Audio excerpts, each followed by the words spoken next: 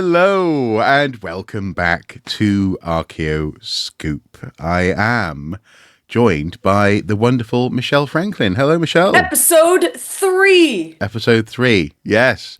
In our not Senightly series. Could be. Could be, but it's not. And People are enjoying it. They're leaving comments and they questions, are. which is good. So if you enjoy it and if you like comments, if you have comments and questions you want to leave, please do so. And if you want to see this as a Senightly series, just by Marc, please let us know. Do you know what? If people want to perceive it as Senightly, that's fine. That's fine by me, But despite perceptions, our Senightly no Yes. our fortnightly series continues this week with for me a couple of news articles from the same website. Interestingly, not deliberately, they just happen to have been, and I shall begin, I suppose, by sharing with you the story of the oldest star chart in the world. It is claimed, having apparently been made in China more than 2,300 years ago today. Well, no, not today. We don't know. We don't know if it was today. But no, 2,300. Your face. As of this moment. As of this moment, yeah. Yeah. That said, though, it is hotly debated, and there's actually a really interesting example of open access publishing here. There's a preprint of the study available in PDF form to download in this article. And it's debated because, on the one hand, researchers at the Chinese National Astronomical Observatories analysed the star manual of Master Xi, the oldest surviving catalogue in China, and they used novel digital imaging processing techniques to create a generalized Hough transform. Hough, I think it's Hough, it could be Who, generalized Who transform. This is like Van Gogh, isn't it? Van Gogh, Van Gogh. Van Gogh. Van Gogh. Yeah. Hough. They created this this image, generalized transform, which uses types of AI known as computer vision. Oh wow, computer vision to find and mitigate It's like significant errors. smell-o-vision. Yes. You scratch it, and the AI goes oh and jiggles things around for you. Oh, They found the ancient star chart actually dates to 355 BC to 200. That is 250 years earlier than previously thought, and that it was later updated around AD 125. This would make it the oldest known star catalogue of its kind in the world, predating the star chart by Greek astronomer and mathematician Hipparchus by more than 200 years. So Greeks versus Chinese. I want to see those astronomers fight for the title. I can already hear people in the comment section going, but what about the blue Viking star chart? Oh yeah. Yeah, not realizing that's actually not Yeah. as old. Then of course in comes Vessingir and so on and so forth. Now David Pankenier, Professor Emeritus of Chinese Astronomy at Lehigh University in Pennsylvania. Apologies to everybody. Lee? Yes, it's Leahy. Leahy, okay. Leahy. Leahy. Leahy. Yeah. So I apologize to the Irish and Canadians, In Pennsylvania. respectively. Yes, in Pennsylvania. Everybody who has the last name Leahy, I apologize. Lehigh University in Pennsylvania. He said, I think this is pretty definitive. He wasn't involved in the research, but he told the journalist that the study confirms previous research, noticeably the work of Joseph Needham, a British biochemist known for his expertise on ancient Chinese technology. And the new study places the manuscript's origin around the same time as the historical master Shen, and when they were thought to have lived. Other experts, though, and this is where it's controversial, do not agree. Historians and astronomers have long, I'll put my teeth in, have long been puzzled by the alleged date discrepancies in Xi's star catalogue, in which some measurements seem to be hundreds of years older than others. So distances between features on the map are not comparable to the same slice of time in that sense. But this is quite possibly because other charts were being used to modify copies of the old chart. So it was an ongoing, growing textbook potentially. Stars, in that sense, have their own motion relative to Earth, and so things can change. The new study, though, chalks this discrepancy up to copying errors and partial updates, as I say, claiming that the manuscript was first created in the 4th century BC and then amended, sometimes inaccurately, hundreds of years later.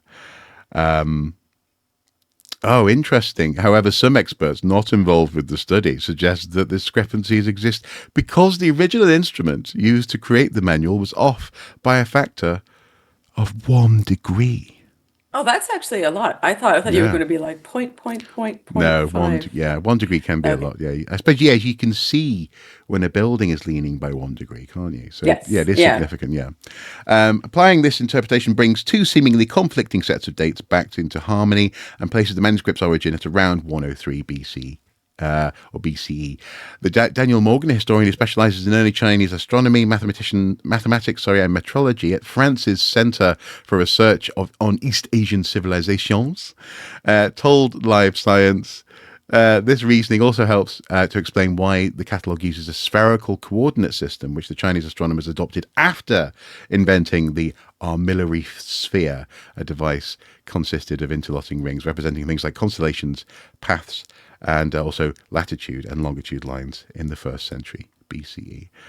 So it's a complicated thing, but it seems as though So what's the date on it, Mark? What's the date on it as of right now? as of right now, it's been pushed back to just before was it Aristarchus, and we're looking at 2300 BCE. So Oof, that's yeah. very the star chart that I was joking about earlier is the Nebra sky disk, and while Oh that yeah. has been while that's been dated to around 1600 BC, there's so many conspiracy theories about where it came from, who got it, etc. I mean, it's early Bronze Age, but there are a lot of people who claim that this is a great prophetic disk, and cultures in that region took it along with them on their adventures, going, we don't have evidence for that. But yeah, that's if you want to look up the Nebra sky disk, I'm sure Mark will go whoop and put it on I've the made a whole screen. video about it. In fact, Yes, that's right. I'll Yes. link below. I'll be linked below.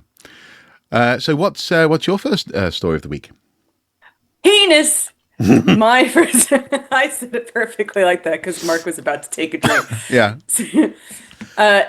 Okay. A new penis may or may not have been discovered. Ladies and gentlemen, penis. We are so going to get demonetized. Historians dispute the Bayeux Tapestry, aka embroidery, penis chally after a lengthy debate. Two Bayeux. Yeah. Lengthy. I did not write that headline. That is a very good headline. That's a fantastic one. Two Bayeux scholars at loggerheads over whether dangling shape depicts dagger, I would argue both, or embroidery's 94th phallus. If you've never seen the Bayeux Tapestry or embroidery, however you want to term it, there is an astonishing lot of penises on this thing. And everybody's got penises. Horses have penises, people have penises, dogs have penises. There's peni everywhere. And this is something, it's kind of funny if you think about who made this or who's reported to have made it. It's kind of funny that they would have included so many knobs in a historical spat that could be subtitled 1066 with knobs on. Great title. Oh, very good. Two medieval experts are engaged in a battle over how many male genitalia are embroidered into the Bayeux Tapestry. Oxford professor George Garnett drew worldwide interest 6 years ago when he announced he had totted up 93 penises stitched into the embroidered account of the Roman conquest. Can you imagine you're doing that work, someone comes in, interrupts you, and you're like, Dolph Jones, I'm going to have to start my counting again. Don't interrupt! You buggered it up. Right, I'm going to start again. According to Garnett, 88 of the male appendages are attached to horses, Okay. and the remainder to human figures. Now, the historian and Bayeux Tapestry scholar, Dr. Christopher Monk, aptly named, believes he has found a 94th.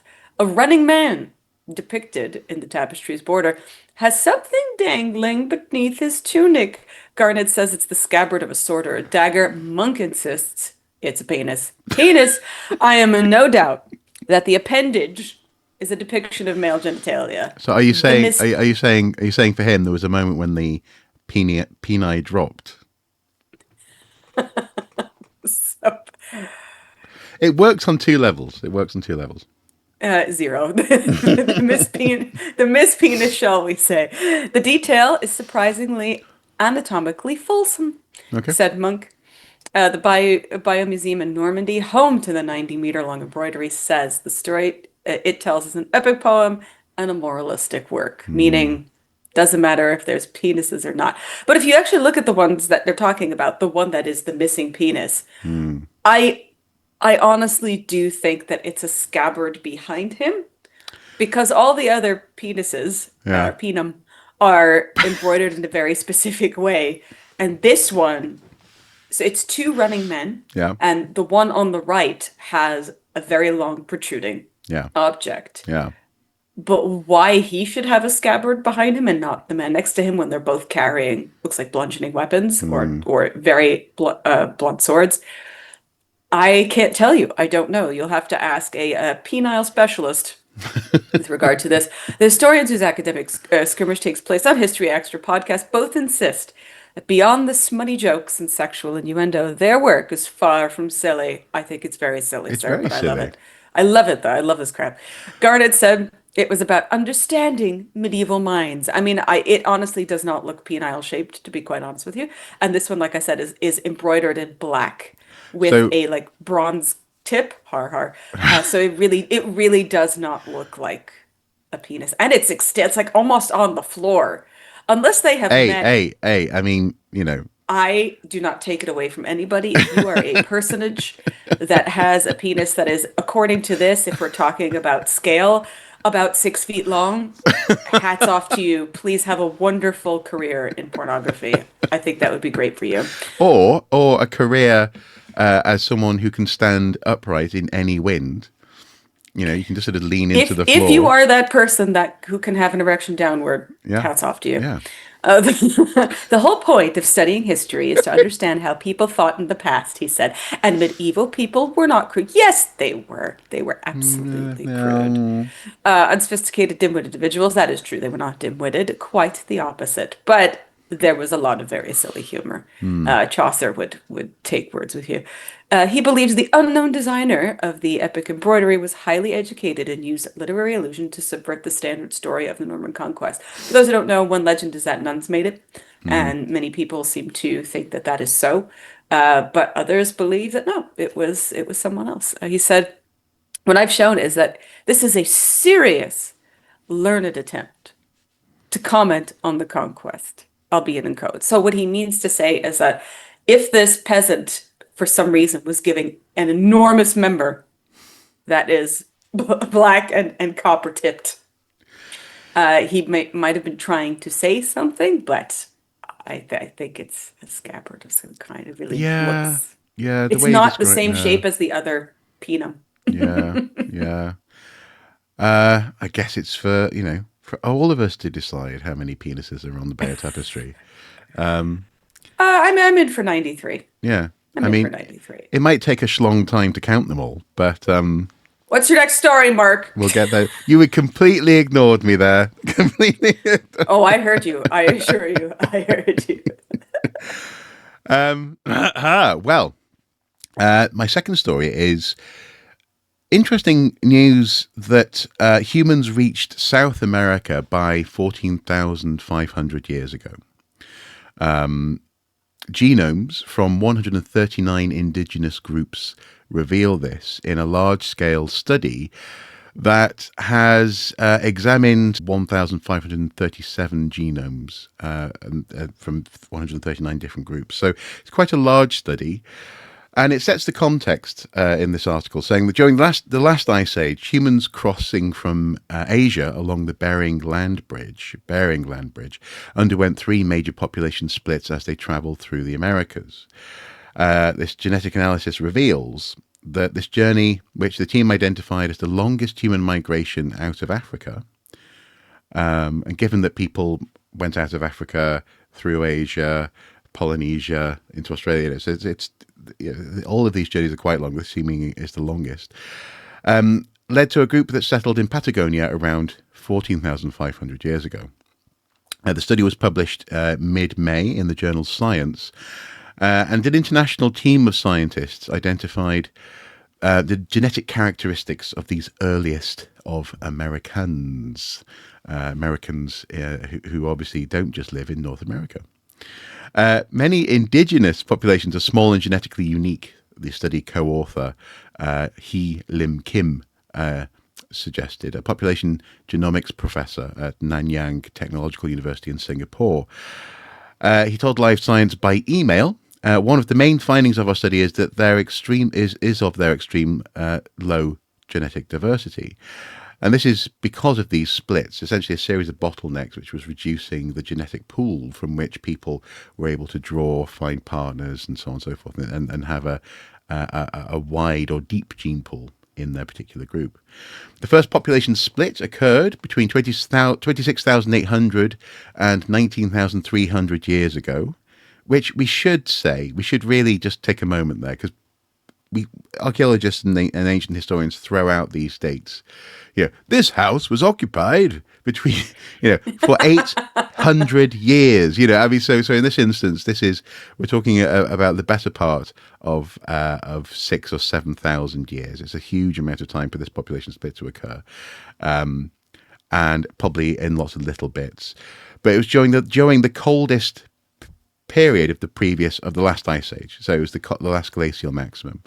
They wrote that as indigenous Americans split from North Eurasian people, these dates are consistent with Native American presence at White Sands in New Mexico in the form of ancient footprints that date to between 23,000 and 21,000 years ago. So that's number one. People splitting off from Eurasia and coming into what would become America, or become known as America, north and south. According to the study, the next major population split happened between 17,500 and 14,600 years ago, when indigenous populations in North America split, and some people made their way south. This Mesoamerican group then split rapidly into four native genetic lineages around 13,900 years ago. Now, again, that's deep prehistory, and then in say let's say a European prehistoric context, we're talking about essentially the late Paleolithic into the Mesolithic. So it's deep time. The researchers wrote that the Chaco Amerindians. Sorry, I didn't want to get that wrong, and so I did. The Chaco Amerindians, or ancestral Amerindians. That's the one. Yes. Amerindians. I can see it in my mind. I just can't say it. Ancestral Pueblo peoples, and in the southwest of the US, and Amazonians, Andeans, and Patagonians in South America were these larger groups. The study suggests that, in their estimation, it fits really rather well with archaeological records as well, especially of people in Patagonia, which is the place people living in the furthest southern reaches of the continent reached around about 14,500 years ago. It takes some time to accumulate genetic differences between the populations, this is true, and after they have settled in different regions, these will begin to accumulate. But as people made their way into into the new continent tens of thousands of years ago, they experienced a reduction of their genetic diversity. Now, what's interesting here, though, is that this research has implications for medical research. Most existing medicines, they go on to say, were developed based on studies of European populations, often excluding indigenous populations. It is crucial. Surprise, surprise. Yeah, it is.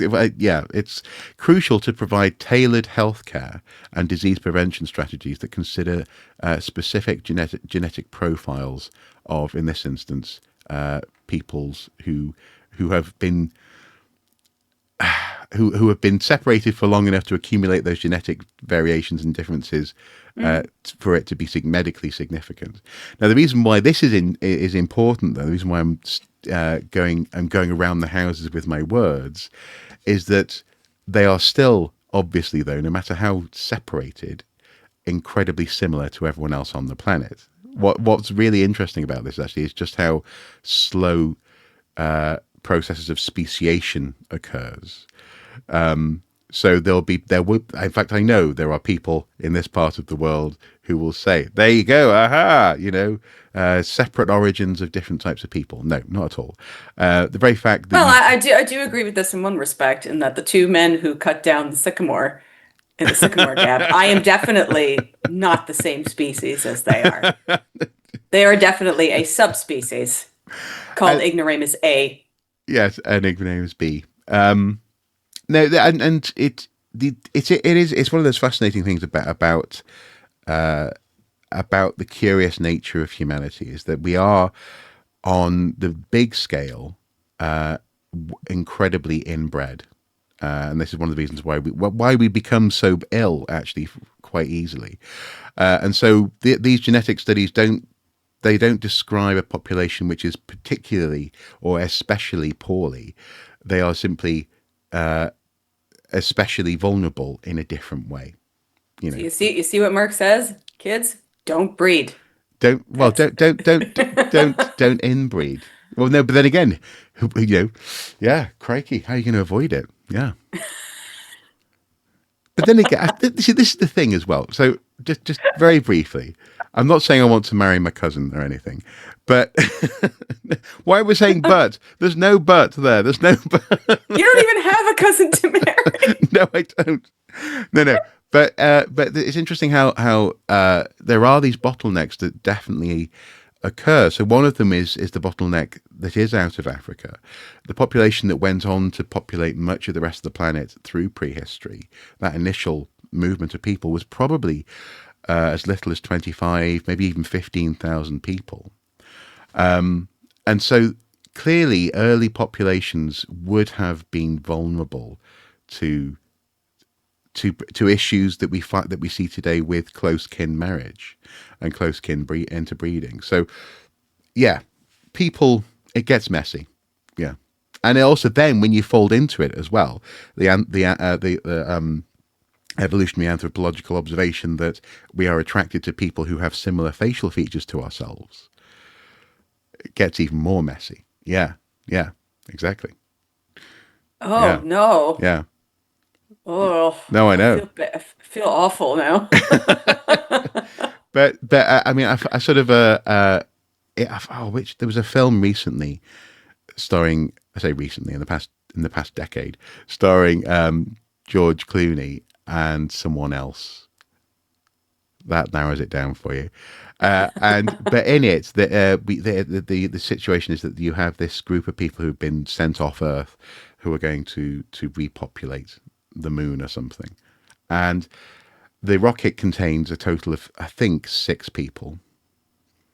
Oh And all no. I had in my head was Judge Dredd, muties, and people, people from Total Recall. I was going to say the Morlocks, but that's even better. Yeah, yeah. People with 3 boobs and the occasional person with like a psychic baby coming out of their stomach going. "Rrrr." So it was meant to be a hopeful ending to the film, but when you know a little bit about genetic viability, I was going, oh, Oof. oh, That's not gonna let's gonna I give it 3 generations. That's over. yeah, That's that's done. yeah, that's oh, what's the diddling ding ding ding ding ding ding deliverance? That's Yeah, deliverance. deliverance. Yeah, yeah. There are a couple places here. There's a place near where I live called the Chateauguay Valley, and many wonderful historical things have happened there. Hmm. But it is a place that is very sparsely populated in relation to other similar places. Mm. It's in between two major cities. It's in between Montreal and Ottawa. And in the Chateauguay Valley, because many farms have been there since the 1800s, many of the families have been there since that time. And Mm. so my friend Lily is great because she lives out there and she grew up there as well. And so when I was asking about her kids, she picked up a giant book. She slammed it down on the table and she goes, "You see this? This is the list of people my children are never allowed to marry." And Oh, it's a whole list. So they have a whole family tree yeah, of everybody on both sides of the family. yeah. And they write down all their names and where they live and everything. And they go, every single person in this book is off limits. Even if Interesting. they're third cousin, twice removed, nope, that's Yeah. it. So this way they make sure that anybody who live, because oftentimes families from around the area marry Mm. within the area. That's Mm-hmm. how it is. Again, Mm-hmm. because all these farms get passed down Mm-hmm. through these families. So, yep, they are very same thing in parts of I've heard parts of Iceland where they do Yes. have a registry because of how their naming works in Iceland. Mm. They and how there's a son and dottir, and Mm-hmm. so nobody has the same last name in a family, Mm. and unless they want to. So they So it's have to be possible very to careful. circle back around. Yeah. Yes, and so they have to be, and because the population in Iceland is very insulated, they have to be very careful not to marry their, their cousins. Speaking of Iceland, my second story, rare archaeological find, carved toy animal discovered in East Iceland. And Yeah. I think that this is a pig. I think it's very obvious that it's a pig. Some people feel very differently. So, archaeological excavations in East Iceland village of Seyðisfjörður. I apologize to all of Iceland. Have uncovered an artifact that is likely a toy carved from volcanic rock. The animal resembles a bear or a pig. It's pig. It's pig.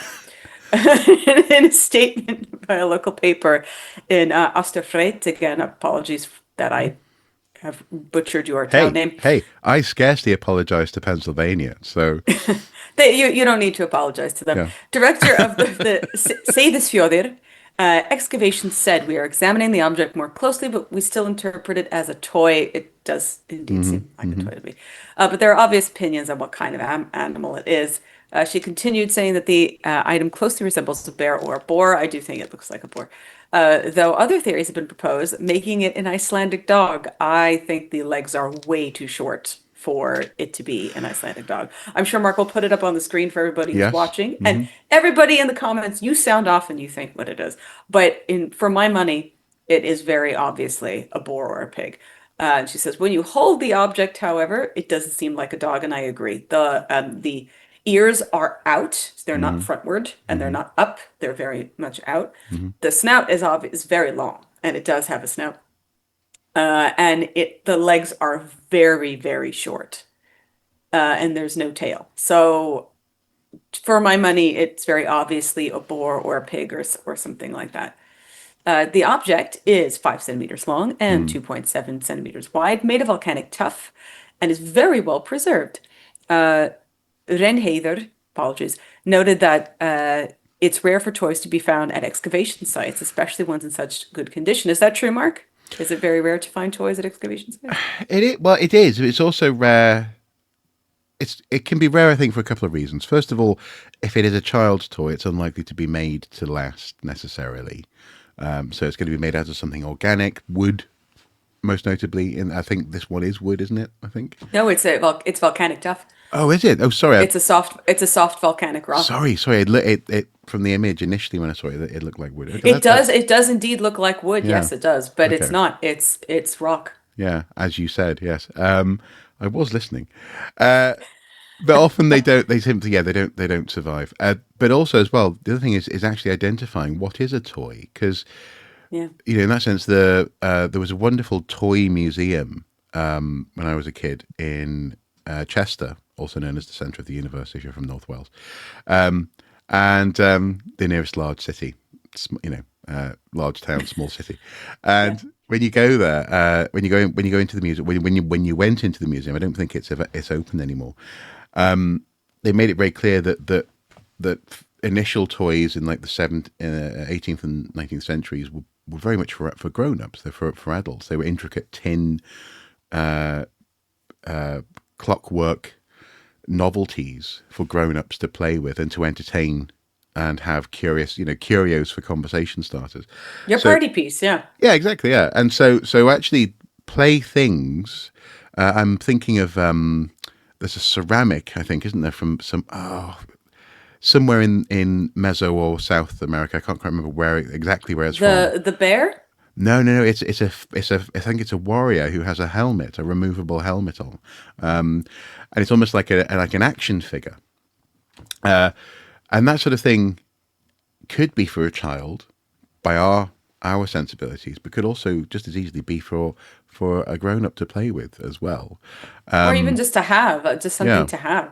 and I suppose in that, and the reason why that's significant though is that this question of survival of toys could come down to whether or not something is deemed to be grown up and therefore possibly, say, an animistic representation for ritual purposes. I knew you were going to say the R word, Mark. I was Yeah, waiting for it. It yeah, doesn't say it in the article, but I was waiting exactly. to. Or whether it's deemed to be something like a toy, and I Or a suspect, votive.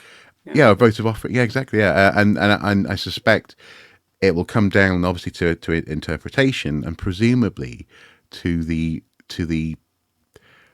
I suppose ultimately the effort that's put into making the thing, I guess. So I if think the difference is here, this is not a religious site. no, And mm, there were children, because obviously, like, oh well, they're children in history. Duh, we're here. But this is specifically this is children in Iceland around the year 940. yeah, So Iceland was populated around 800s. mm, Again, mm, there's nobody's really sure. We have mm, there are artifacts. There were people who went there and left. Lots of missionaries who went mm, there and left from Ireland.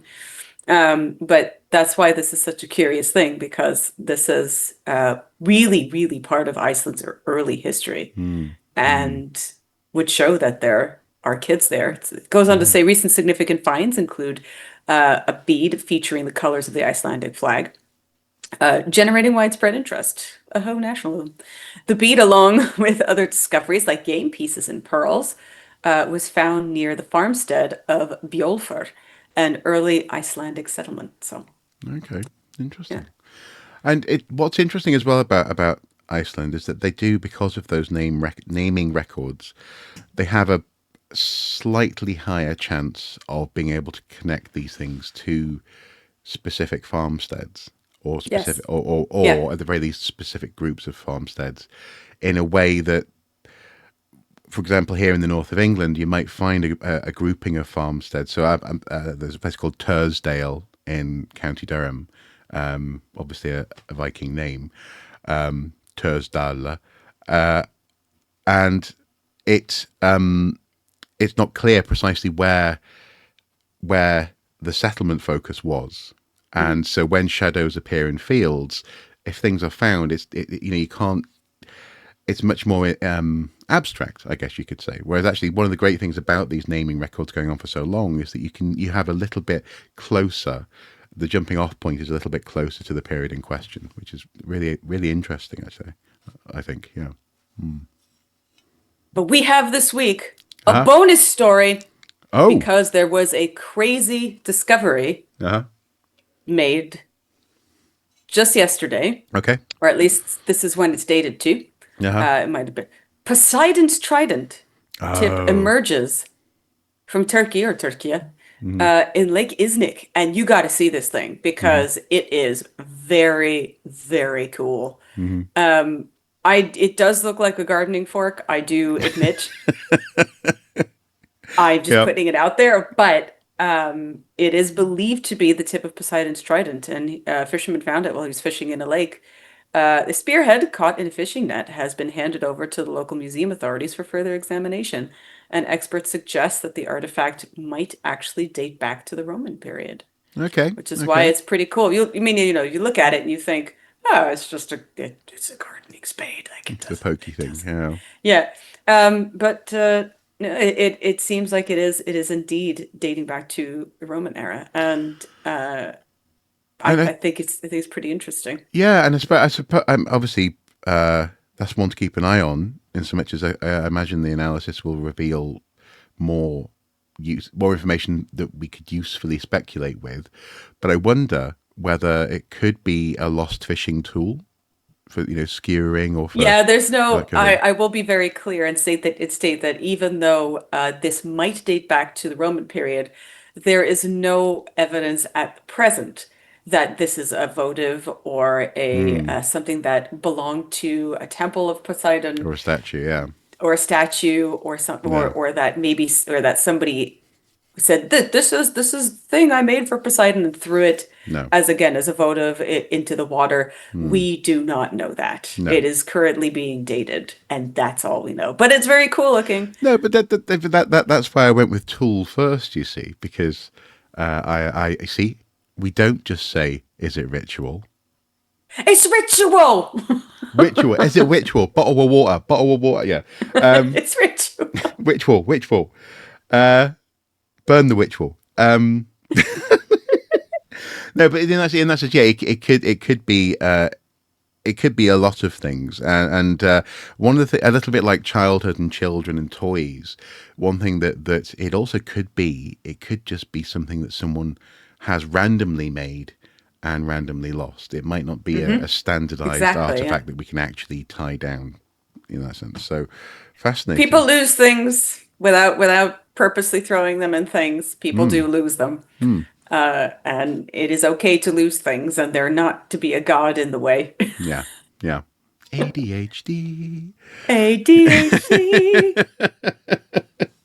The more you Or know. even just a shipment going from one Yeah. city to another. If it's attacked by bandits, Mm, and let's say a sword or a box of items goes into a lake or goes somewhere else, as the merchant is getting roughed up, yeah. Or you know, someone's having a particularly large fish dinner on deck, and their fork goes flying. They're like, oh bugger, that's my favourite fork.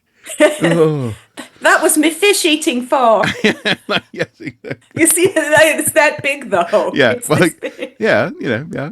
What am I going to It eat the was fish this with this now? were the one I used to eat me sturgeons.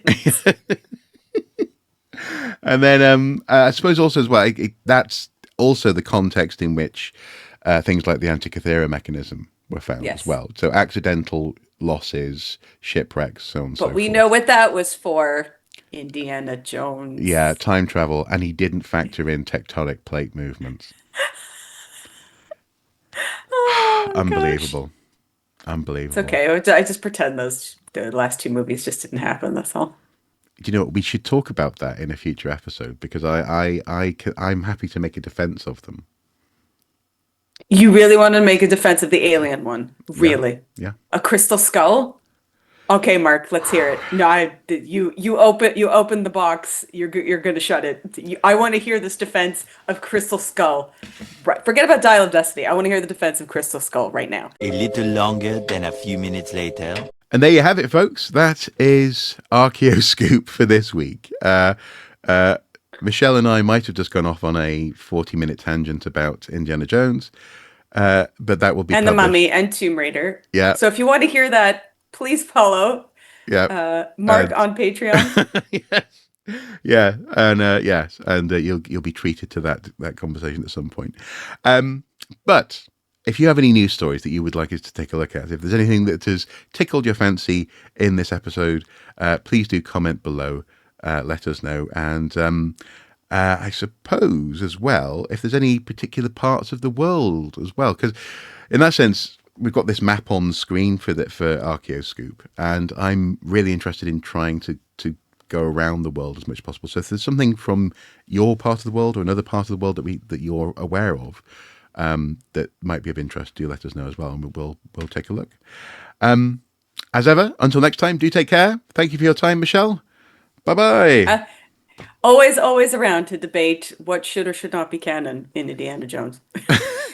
And how many penises are on the Bayeux Tapestry? Definitely 93. 93. Yeah.